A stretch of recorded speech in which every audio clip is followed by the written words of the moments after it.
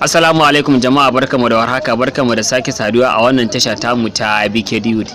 Kamar yadda kuka sani dai, kamar yadda labarai ya zagaye duniya, inda Ladi Cima ta bayyana wani tonon silili a kungiyar Kannywood, inda take cewa tunda take fita aikin fim bata taba samun sama da naira 5,000 ba, sai dai naira 2,000, naira 3,000, naira 4.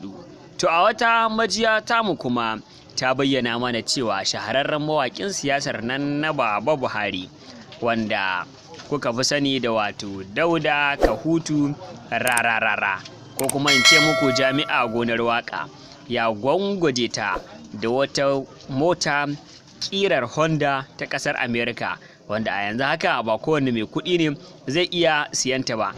Haka zalika sannan kuma Ali Nuhu da kuma Falale Ɗorayi, daraktan nan na gidan Badamasi, suka gwangwaje ta da kuɗi kimanin naira 200,000.